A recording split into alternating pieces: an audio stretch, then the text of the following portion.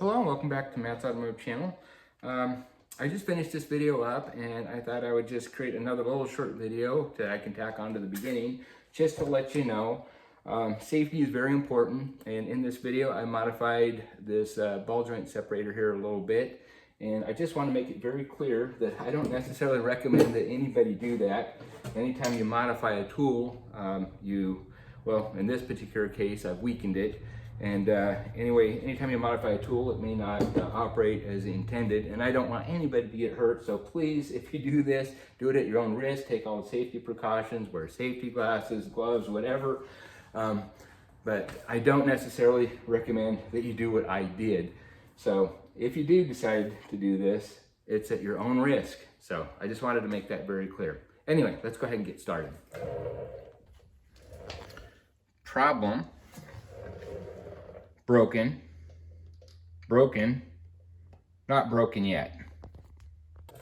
Welcome to Matt's Automotive Channel. Today I have a problem. I have a control arm with a ball joint that needs to be separated from the knuckle, and it's already off the car, and I've already broken 2 ball joint separators and maybe a third. I'm going to give this a try. I'm going to have to modify this a little bit to make it happen.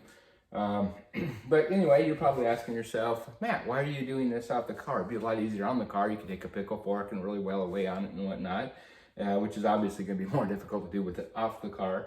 And you know what? You're absolutely right. It would be much easier if it were on the car. So let me explain how I got to this point to begin with. When I got this car, I had a lot of slop in the steering, and one of the problems were the control arm bushings. They were shot, and so I felt like, hey, maybe I'll go to one of these urethane bushings. They supposedly have a lot less play in them, and you get more of that direct connect and better handling, that sort of thing. And so that's what I did. I pushed out the old ones and put in the new ones, and it worked great. It did its job. It took all the slop out of the steering and the suspension, and it handled much better. The downside to it was these urethane bushings, they don't give at all. And if you know anything about the New Edge Mustangs, interior quality is not that great, and if there's a rattle to be had, you're gonna find it once you put these on. I probably have 5 or 6 rattles in there, even on a nice road, just driving down the road, things are shaking and rattling. And it's very difficult to deal with. It's just really annoying. So if you're tracking a car, great, go this route. But if it's going to be a daily driver or something, you're on the road much, avoid this at all costs. It's terrible. So anyway, I thought, well, I'm just going to take a step backwards, pull them back off, push these out, which I did. Get some new rubber bushings, push them in. I wasn't even going to make a video because I'd already done a video putting these urethane ones in, which I'll put a link at the end of this video if you're interested in seeing it. So anyway, it should have been a fairly straightforward process, and I got the new bushings and the rubber bushings, and I got the big one pushed in, no problem.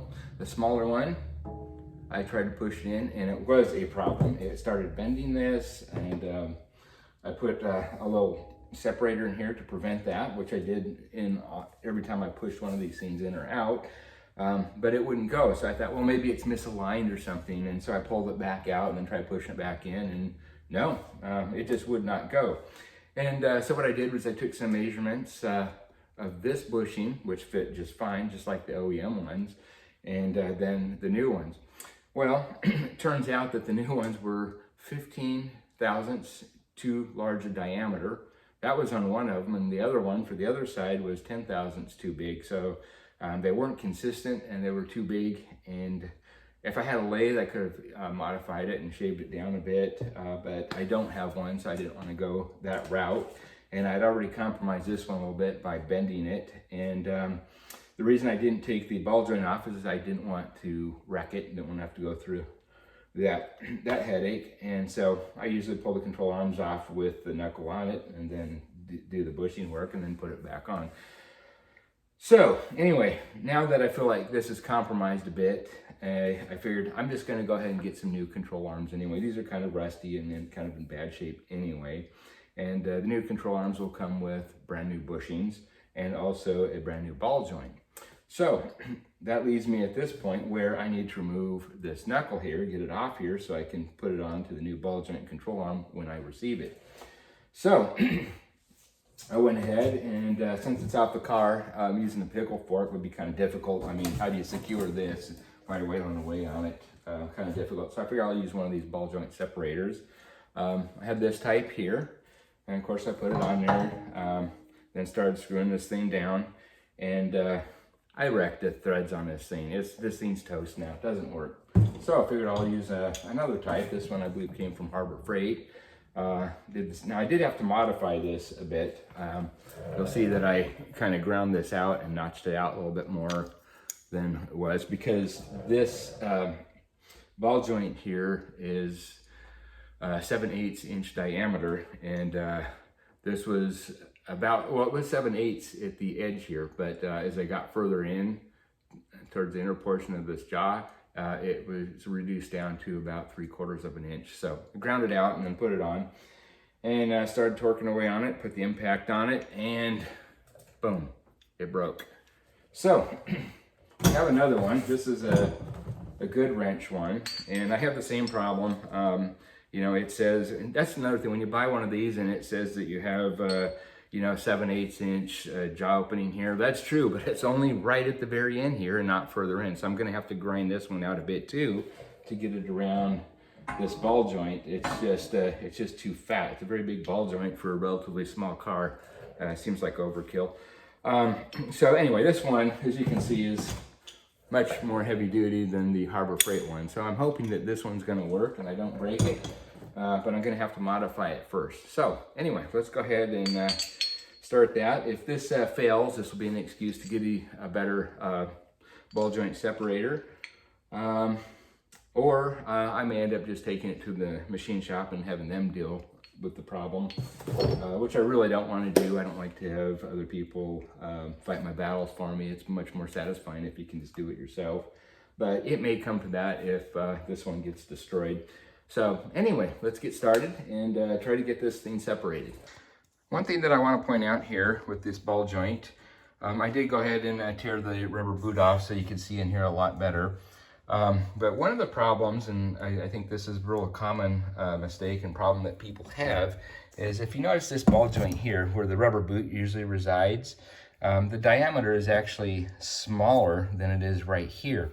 And so, you know, a lot of these things, you know, they're 3/4 inch, and 3/4 inch will fit right down here on that part of it. However, you're not prying against the knuckle here, and so you're just prying it against itself, and you know, that's going to break it. Obviously, it's not going to push it out. So when you do this, make sure that you get right under that little ledge there, like so. And in order to do that, I'm going to have to notch this out a little bit. So I think I destroyed one in the past, not this go around, but because of that very thing, I didn't really inspect it that well. And even with pickle forks, if you get a pickle fork in here and it's between the control arm and this little lip here, you're probably going to wreck your pickle fork too. So just keep that in mind, that there's a little ledge there and you need to be on top of that for any of this to work. Now, as you can see here, this one, it starts to, let's help it the other way. It's not really supposed to be this way, but just to show you the clearance that I have to deal with, you can see that it doesn't really fit around that outer part, but it will fit around the narrow part once that thing goes down. So anyway, we need to grind this out a little bit.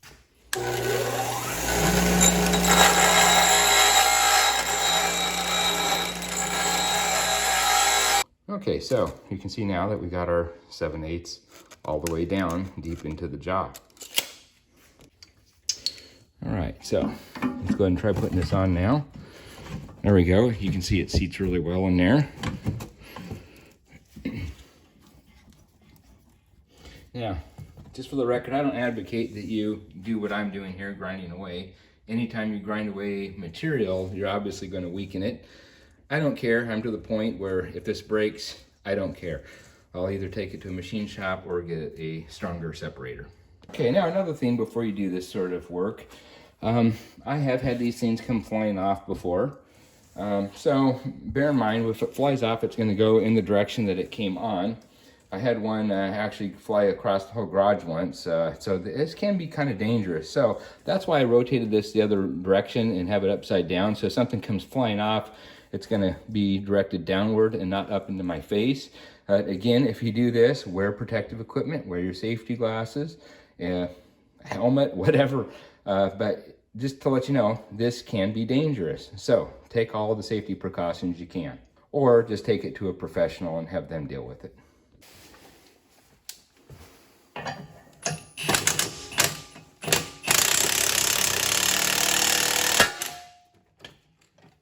something went. Hopefully it separated the ball joint, and hopefully it didn't break the separator.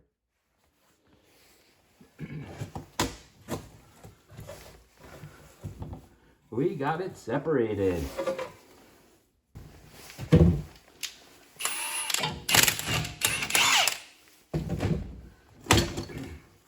There we go.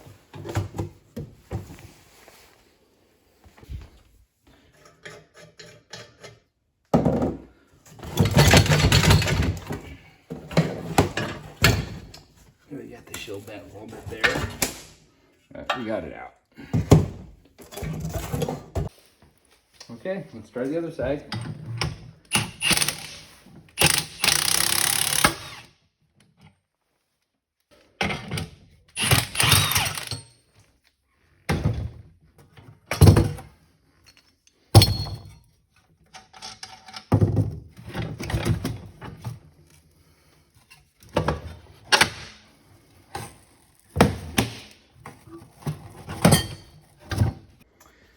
Now, really nice on this one. I didn't end up having to tear the boot apart. I guess a lesson be learned.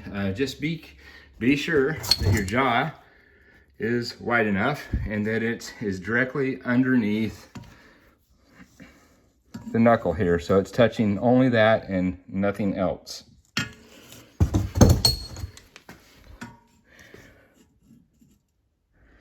And as you can see there, we definitely needed to cut that out to make it fit. It just was not wide enough. Alright, so kind of to recap here, I think the problem I was having was I was catching this little lip in here where the diameter narrows down significantly, and then just trying to compress this, and I think that's why I was breaking stuff and not getting the thing pushed out. With the boot on there, and that's the reason you use these type, is so you don't damage the boot. But with that boot on there, you really can't see that it narrows down below there. And then to top it off, unless you modify this, it's not going to fit right around this part. It'll probably slip down and catch right under here. And then all you're trying to do is just compress this bolt here and not push it out. I think that's the problem I was having. So anyway, just be really careful when you do this. It's amazing. You never stop learning when you do this sort of work. You think you got it all down, and then you find that, oh, there's another thing I didn't know. So hopefully that'll save you the aggravation that I went through, and hopefully you can learn from my mistakes here. So anyway, I think I'm revealing one of the mistakes that I made here. It's amazing. You never stop learning when you deal with this stuff. You think you have it all down, then you work on a car that's a little different, and then it's a whole nother learning curve. So anyway, hopefully you can learn from my mistakes so you don't repeat it and save yourself the aggravation that I had to go through. So anyway, I think I'll keep this video real short. I'm not going to bother showing you pushing the bushings back in and putting it back on the car. If you're interested in seeing that, I'll have the link to that video where I installed these urethane bushings. Process is the same with one exception, and that is when you tighten these down, when you do your final torque on these, it doesn't matter whether the suspension is loaded or not, because it pivots on this inner sleeve here, whereas rubber bushings do not. So they have to be loaded first before you crank down on it. Otherwise you'll end up destroying the bushings, and you don't want to do that. This is a lot of work. Get it right the first time. So anyway, with that said, I think I'll quit the video here, and I'll catch you on the next one. Bye.